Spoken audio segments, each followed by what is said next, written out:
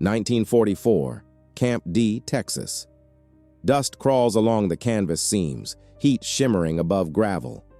Inside the aid tent, the smell of iodine and sweat hangs thick. A metal fan hiccups. A stretcher creaks when a guard shifts his weight. Raymond's fingers find a small shape in the pocket of a stained apron. A crumpled photograph, edges bent, a thumbprint smudge over two blurred faces. She's the enemy. She's a patient. Sign the transfer. I won't. Greta's hand is fever-warm against the paper. He presses the photograph flat, reads the curl of the script without needing to translate it, and lifts a pen. Then the canvas flap snaps open and a boot fills the doorway. A dark silhouette fills the doorway, hat brim low. The boot halts. The canvas trembles with the heat, and a distant shout bounces off the corrals. A guard wipes his jaw with the back of his hand, the leather rasp of his belt like a clock winding down. On the man's hip, a folded newspaper bulges. The masthead glints in the thin light. Raymond's pen hovers over the form. Greta breathes shallow against the photograph. Outside, the crowd surges closer and the rifle at the guard's shoulder nudges forward. Mercy, where hate was expected. In a scorched tent at Camp D, a field medic lifts a pen over a transfer form while the crowd outside clamors for punishment. The crumpled photograph in the nurse's apron is a private proof that the woman is more than enemy. Heat and iodine close the world to a single breath. He thinks of his oath and the patient beneath the sheet. The guard's rifle scratches the opening. The doctor sets the pen down. If stories of courage under oath move you, consider subscribing. He curls his thumb along the photograph's crease, feeling the fibrous edge like a pulse. The tent smells of sweat and clean linen. Greta's breathing is a small, hot drum. A childlike scrawl on the back reads, "Come back whole." And Raymond thinks of the oath again, soft as a promise. He drops his hand to cover hers, steadying both the pen and the fever, while the murmur at the flap becomes a roar. Camp D sat on a dry Texas plain in September 1944. It was not a battlefield, but a detention camp with a medical detachment and an aid tent that smelled of antiseptic and boiled cotton. Dr. Raymond Carter ran the small field hospital. A few cots, a folding stretcher, a rolling cart for morphine vials and spare bandage rolls. Greta Vogel worked in the laundry for the medical unit. She was a trained nurse in a foreign uniform, now labeled a prisoner. The post's job was simple and urgent. Keep the sick and wounded alive long enough to move them. Triage meant sorting patients by who needed care first. A quick decision under heat and limited supplies. Antibiotics and morphine were rationed. Stretchers were few. A single infected wound could cascade into septicemia if treated too late.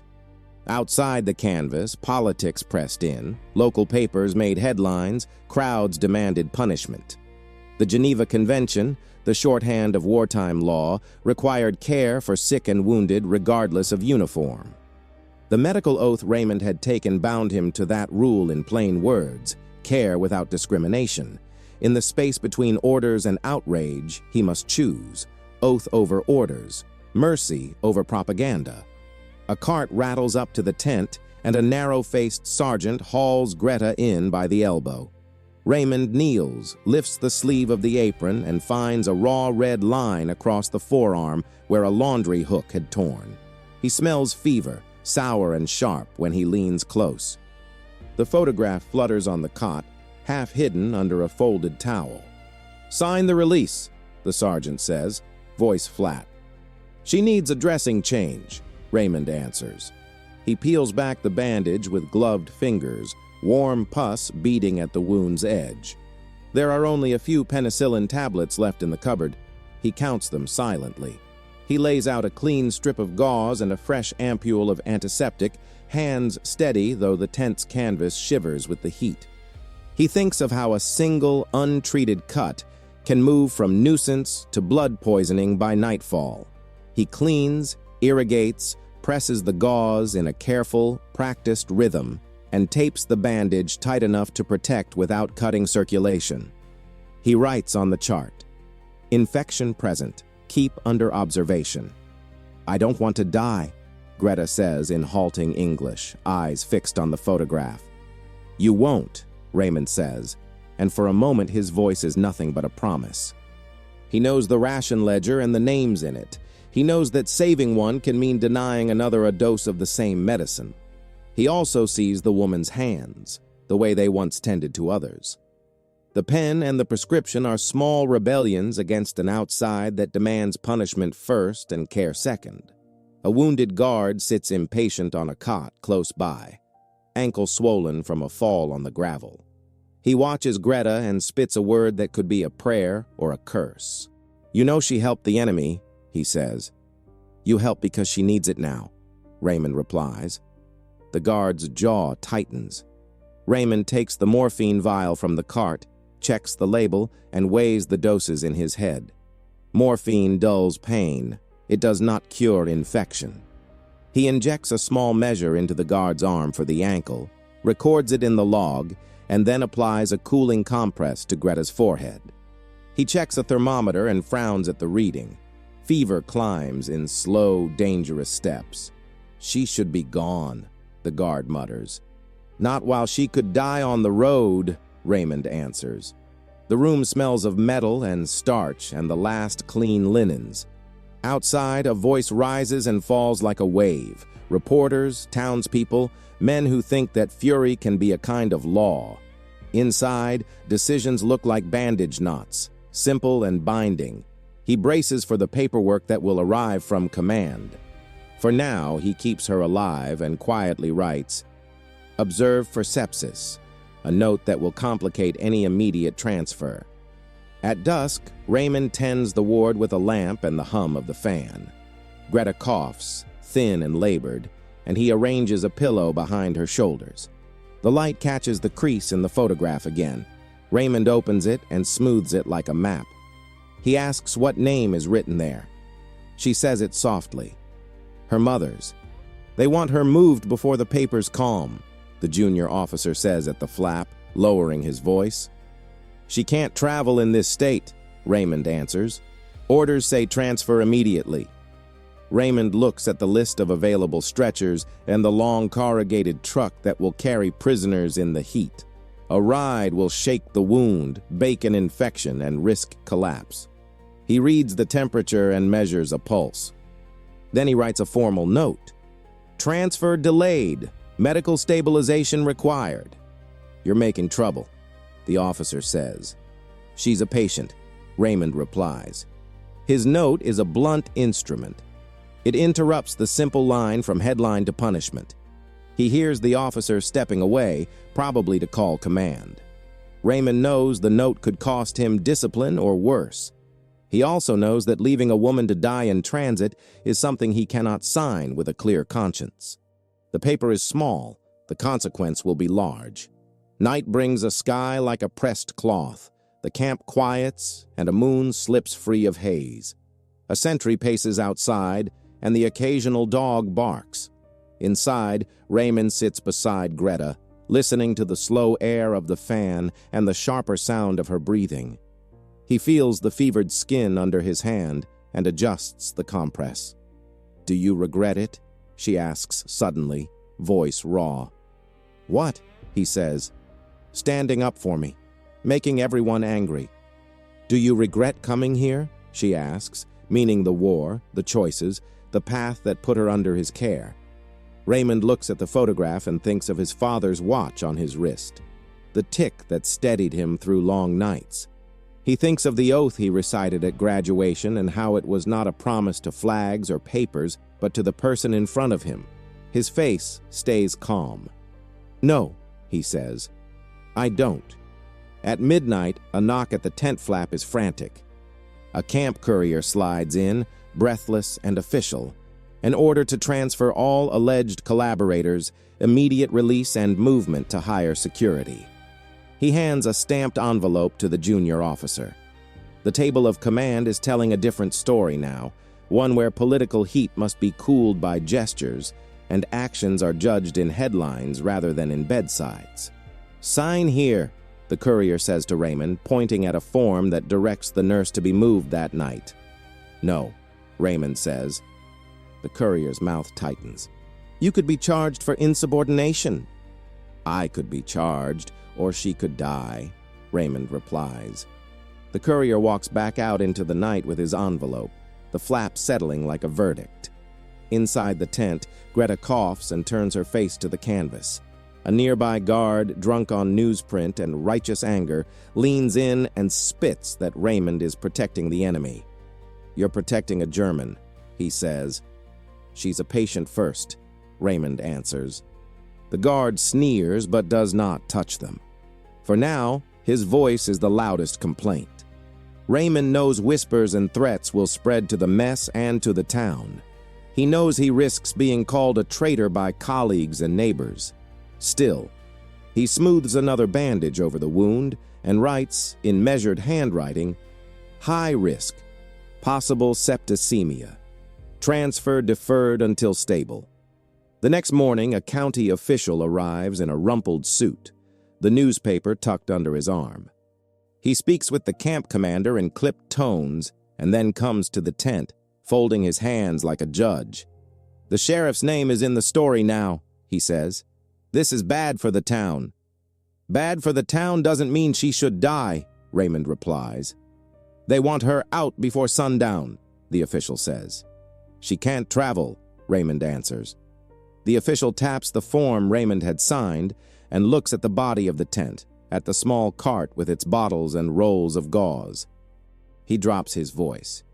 If you don't sign, you'll be undermining the command. You'll be seen as taking sides. I am not taking sides, Raymond says. I am treating a wound. He feels a coldness settle into his shoulders. Charges and hearings are paper storms that make men smaller. But the smell of infection is immediate and unforgiving. He draws a syringe of antibiotic, the last full dose, and holds it like an offering. A nurse watches him, eyes wide. Are you giving that now? She asks. Yes, he answers. The syringe is gone in the muscle and he marks the log. He knows the ledger and the life count. He knows what a single ampule can mean to another needing it tomorrow. Still, he uses it. The action is small but absolute. It helps the woman in front of him breathe a little easier. Word spreads through the camp like wind through dry grass. Some call him a saint. Others call him a fool. A whisper becomes a rumor that becomes a list. A fellow medic, younger and nervous, sidles up to Raymond and says the word he had been keeping to himself. You'll lose your post for this. Maybe, Raymond says. He stitches the bandage with steady hands, not for heroics, but because the fabric must hold. He speaks quietly to Greta about home and the farmhouse in the photograph. She replies with sketchy English, and for a few minutes they are not titles or headlines. They are two people across a small wooden table with a lamp and a tin cup. When the sheriff himself appears at the canvas next day, hat in hand and face wind-burned, the tent holds its breath. He looks smaller than in the paper photographs. His hand shakes when he reaches for Raymond's, and he does not meet the medic's eyes. Raymond, he says, I asked you to help her get away. I thought you'd sign. I thought you would keep her safe here, Raymond says. I didn't expect the town, the sheriff says. I didn't know they'd turn like that. You put her in danger when you married her publicly, Raymond says, plain. I know, the sheriff replies, but what are we to do now? The sheriff stands awkward in a space where love and duty makes men clumsy. He looks at Greta and then at the photograph. His fingers tremble when he touches its edge. No orders come easy now, only consequences. The sheriff's plea is small, for protection, for a chance, for a pocket of safety until the heat dies. Keep her here tonight, Raymond says. The sheriff nods, but his jaw tightens with guilt. He will not be able to stop the paper stories, the letters to the editor, the men who want visible justice. Still, for the moment, the sheriff steps away and delivers a small, practical mercy. A guard reassigned to stand by the tent and a note filed in the commander's drawer requesting a delay. Not everyone accepts mercy as kindness. In the mess hall, a lieutenant starts a list of grievances and asks for volunteers to sign a petition demanding immediate transfer of all enemy sympathizers. The list grows in black and white. Raymond sees names on both sides of that sheet. He knows men who will lose sleep over their signatures and others who will sign to sleep more soundly. At the end of the day, Raymond walks the camp perimeter and counts the stretchers under the moon. He thinks of the photograph again and the phrase scrawled on its back, "Come back whole," and imagines two small faces in a field. He tucks the paper into an envelope and slides it into Greta's pillow for safekeeping. A rumor later that week claims that Raymond had been seen carrying a parcel out of the sheriff's house at dawn. Stories bloom larger than truth. A corporal who barely knows the facts tells another corporal who tells a civilian, and soon the town square is full of people who think they own the right to punish. Raymond hears the shouts, the calls for tribunals and for loyalty oaths. He reads the anonymous notes left on his tent peg, "Traitor" scrawled in a child's handwriting. Someone breaks a window in the laundry building. Someone else writes a list of punishments on a scrap of paper. Men who once joked with Raymond now avoid his gaze. A neighbor's wife passes the tent and looks at him with a mixture of pity and disgust. Raymond does not flinch. He has seen worse on battlefields, the way a man will die and the world will move on. He keeps his head down and his hands working. He knows how fragile order is and how small a life can be in the ledger of a war. Greta's fever still comes and goes, but after the antibiotic and the careful dressings, her color steadies. She speaks less of home and more of the laundry room, small talk like the stitch in a larger cloth. The photograph is returned to her, and she smooths it with a finger, eyes shut. The tent resists the headlines for a while longer, held together by routine. Ladling soup, changing dressings, counting vials. Community outrage will not be contained forever. But within the tent there is a fragile truce achieved by the steady work of hands. One afternoon, a reporter arrives, not with a camera, but with a notebook, and asks Raymond how he justified delaying a transfer in the middle of such a scandal. Raymond answers simply, "She is under my care," he says. "I followed what I swore to do." The reporter's pen hesitates. He writes the phrase down in neat script that will make the paper the next day. Outside, men gather and argue that a doctor belongs to the army first and to the patient second. Inside, Raymond feeds Greta broth with a spoon and watches her swallow. He imagines the future as a ledger with two columns, names of the living and names of the dead. He knows that the addition of one name to the living column today might subtract a dose from another tomorrow. He also knows that the choice to act on a person in front of him is not abstract. It is immediate and final. He chooses the life in front of him. As the days go on, small acts accumulate. A laundry worker brings an extra sheet. The sheriff leaves a loaf of bread outside the tent at dawn. The junior officer, who had been nervous at first, begins to nod in acknowledgement as he passes by. Some guarded men soften their stance when they see Greta on the mend. Others only harden. The camp's commander finally summons Raymond to his tent in the late afternoon, the sky streaked with dust. The commander is a blunt, tired man who speaks of orders and precedent. He offers Raymond two options: sign the transfer and all quiets, or refuse and accept an inquiry. "Sign and we move her today," the commander says. "Refuse and we'll convene a board." "What does the board do?" Raymond asks. "It will review your actions," the commander replies. "It could end your tenure here." Raymond thinks of the officer with the ankle, of the stretcher counts, and of Greta's small hand in his. He thinks of the watch on his wrist and the father who wound it by hand. He thinks of the oath as something that keeps the room from collapsing. "I can't sign," he says. The commander studies him, and for a long moment, the sun slides down the dust and nothing is said. Then the commander nods as if he understands the gravity of choices and also knows the machinery of war will not always reward quiet courage. He gives Raymond a time limit: stabilize and report. The board will meet if the town's pressure stays high. Raymond returns to the tent and writes a detailed chart. Temperatures, medication times, wound appearance, notes on mobility. He files it in a stack of papers that will one day be evidence. For now, it is the only shield he has. In the quiet before dawn, while the camp sleeps and the stars are sharp, Raymond sits by Greta's cot and reads the dedication on the back of the photograph, "Come back whole," aloud, as if setting a vow for both of them. Greta listens, and for the first time since the paper's headline, she smiles. Each small act of care is a refusal to let the world outside dictate who is worthy. Each bandage, each recorded temperature, each refused transfer is a stitch that holds the tent against the storm. Men will call it many things later: bravery, foolishness, treachery. But in the moment, it is simple work done with rough hands and an even rougher conscience. The truck's engine snarled like a trapped animal outside the tent as dawn pressed a thin light through the canvas. Men in uniforms clustered at the flap: an officer with a stamped order, 2 MPs with rifles, the county courier who had delivered the transfer forms the night before.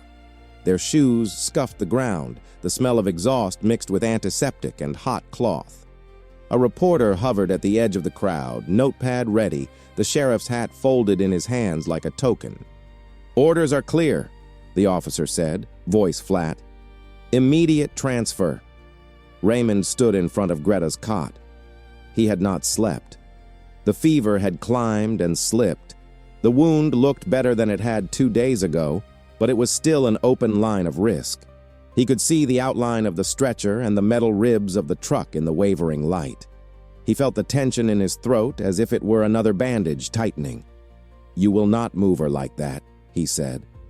The officer's hand went to the paperwork. "Sign the release, doctor. We can do the transfer with a medic aboard. It's protocol." Greta turned her head, fever-blurred eyes fixing on Raymond. Her fingers found his sleeve and held on as if to a promise. The photograph rested in her other hand, creased and small. Raymond unbuttoned his sleeve and rolled it back, exposing his forearm. The watch he wore, his father's watch, the one that had kept him through nights of sutures and losses, caught the weak dawn. He found a sterile field, took a needle, and set aside the charts. The nurse looked at him, startled. "Doctor, you can't—" "Watch the line," he said. "Help me. I need a cross-match." He had a kit for emergencies, a small improvised setup for field transfusion. It was crude, but it worked. He had carried a faint knowledge of blood work through medical school and through wars. He knew the risks, reactions, fevers, a body that might not accept what another offered. He also knew the alternative, a fever rising on a hot truck, jostled and baked, a cut turning into something that crept hidden into organs. He thought of the word on his chart, septicemia. He thought of the childlike scrawl on the back of the photograph, "Come back whole." "You're risking yourself," the nurse said. "I am risking my career," he answered, "but not her life." Outside, the crowd's voices rose and fell like wind across brush. A man spat a word through the canvas. "Traitor!" Another called, "Send her out!" The officer's jaw worked. "You can't just override an order." Raymond drew blood, the needle prick cold, then familiar. He felt the pulse of it, dark and steady, and he felt the small panic that comes before doing something larger than paperwork. He steadying himself against the cot, he watched the blood fill the tubing. Greta's breathing evened slightly at the sight. She didn't look away this time. "Sign the release, doctor," the courier repeated, louder now, as if volume might force compliance. "Today, she is a patient. My oath is to that first." Raymond's voice was quiet, but unyielding. For a long breath, nothing moved. The canvas seemed thinner, the morning colder. The sheriff stepped forward, hand out as if to bridge the space between public outrage and private consequence. His eyes glistened. He said nothing. The officer looked at the MPs, at the stamped order, then at the thin stream of blood in the tubing, and the man holding it. One of the MPs shifted and the rifle butt made a dull sound on the mat. Someone in the crowd cleared his throat. The reporter's pen paused an inch above paper. The tent filled with the small sounds of a world that could tilt on a single choice.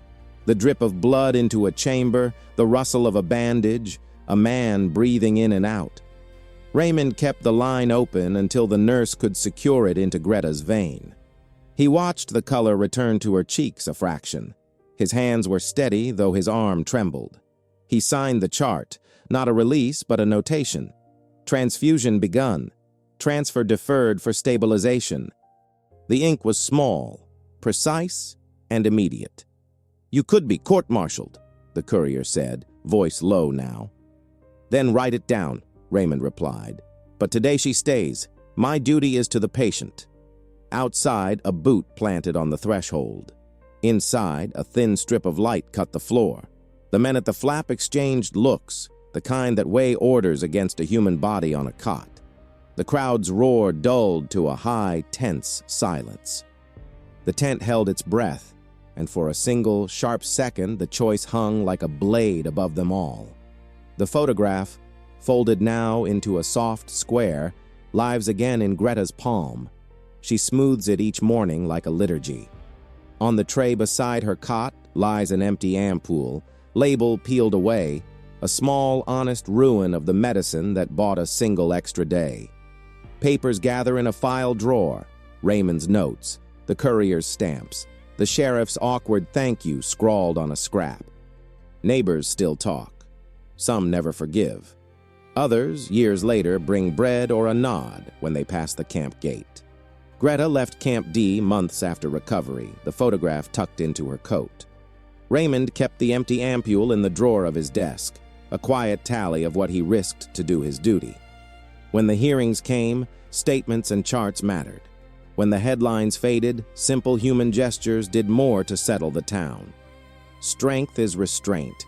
Civilization is a choice. If this account moved you, subscribe to the channel and explore more true stories of medicine and mercy under fire.